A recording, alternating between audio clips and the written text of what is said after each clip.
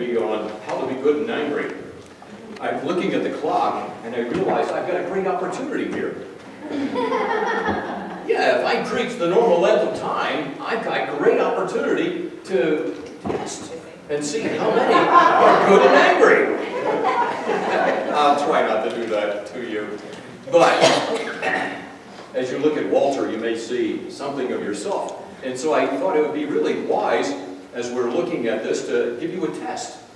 But this is not a true-false test. It's not a multiple-choice test. In fact, I'm not even going to ask for a show of hands. In fact, I ask you not to show your hand. I don't want you to embarrass yourself. And so I just want you to tick in your mind how many of these questions apply to you. The first one is, people tell you that you need to calm down. If that's true, you want to kind of tick that somewhere. So that's number one. Number two, you feel tense much of the time. 3, at work you find yourself not saying what's on your mind. Or at the house.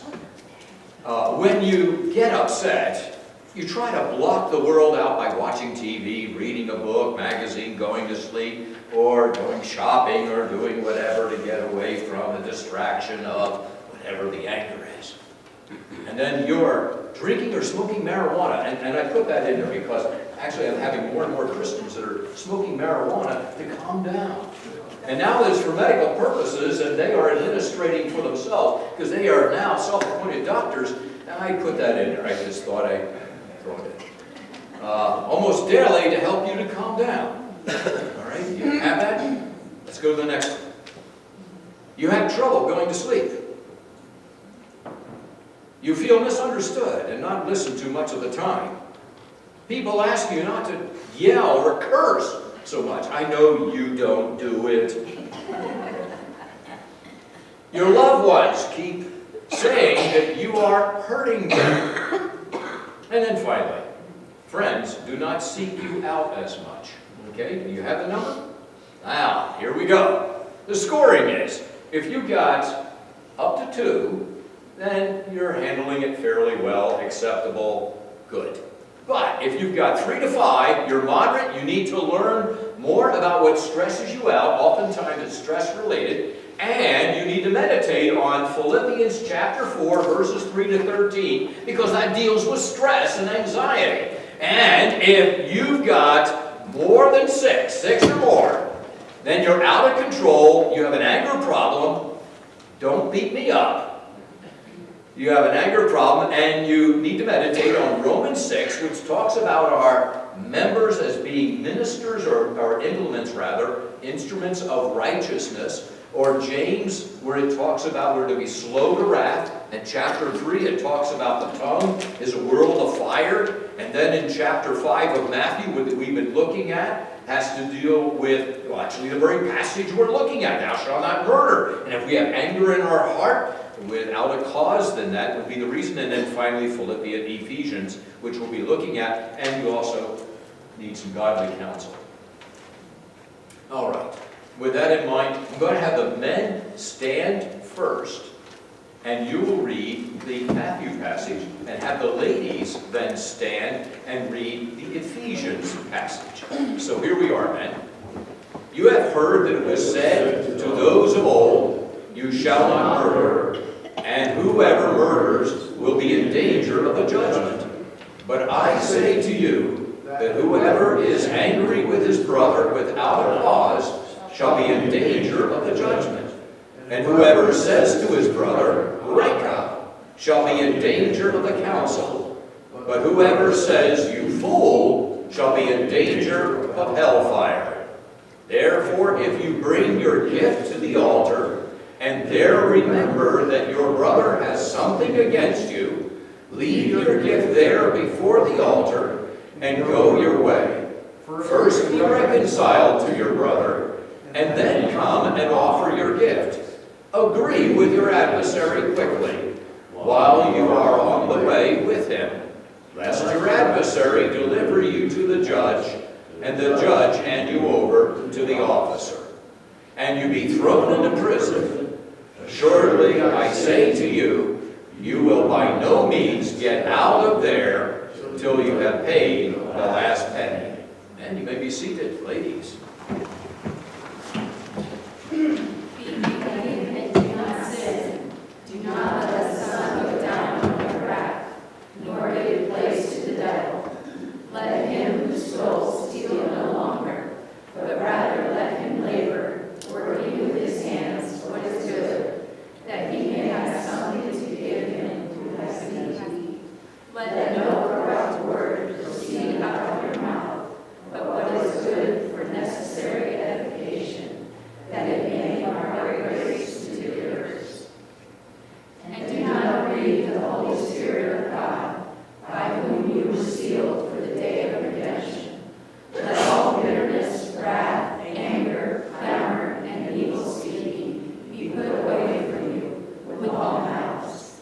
And be kind to one another, tender-hearted, forgiving one another, even as God in Christ forgave you.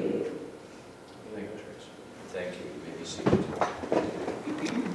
Let's pray. Father, I recognize as we read your word that there is not one jot or tittle that is unimportant, that if you have determined to preserve it, then obviously it's important to us. And so we ask now that you would give understanding, and that truly, Father, not only would we understand with our heads, we would accept with our hearts, and we would apply it, and by your Spirit, Father, we would glorify you in fulfilling and obeying these words. In Jesus' holy name we pray. Amen. Now what happened was, this past Tuesday, I meet with the men. We had a good group of men that were meeting, and Richard shared, well, first of all, I'll have to tell you that it's been an incredible week for me. I was in court. It was a really bad case, and it's another one coming up this Wednesday. And so in preparation for that, plus I was notified last Friday that I have to prepare a 50-hour syllabus, or not just a syllabus, but lecture, which I've been working on now for about 6 months, and I was told it was needed to be done immediately.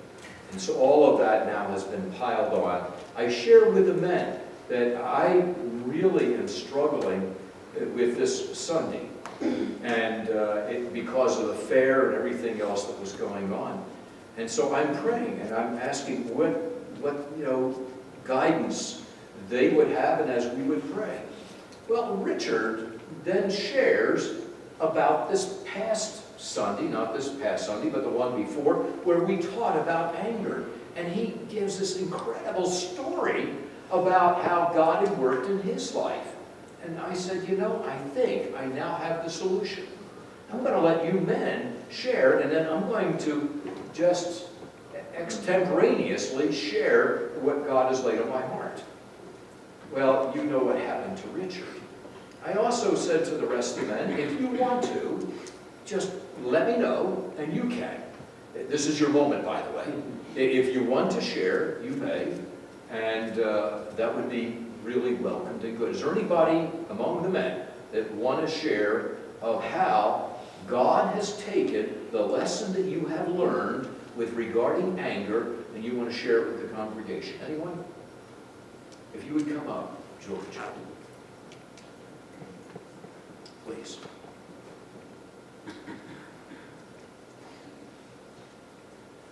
Good morning.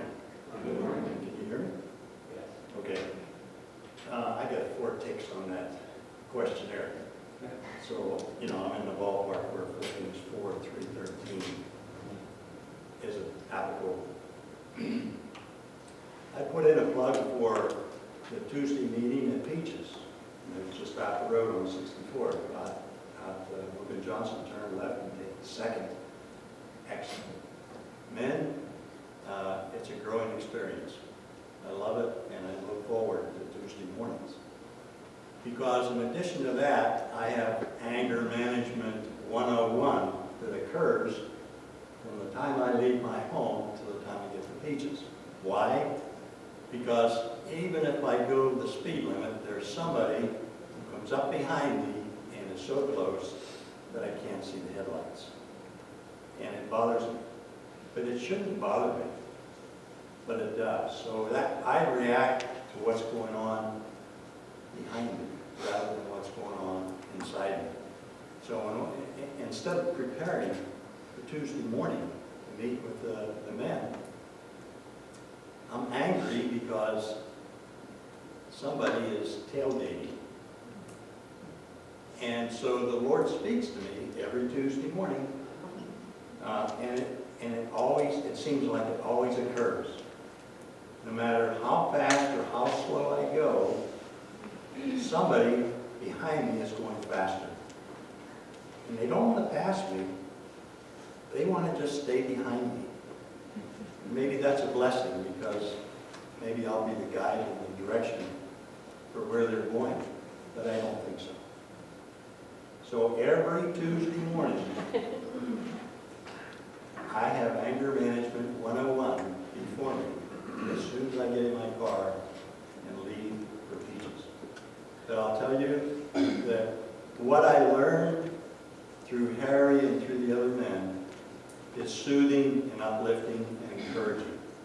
So for any men who haven't attended the Peaches men's group, I would encourage you to come out and to experience it. Thank you. Amen. Thank you, George. Any of the rest of you men? Anybody else?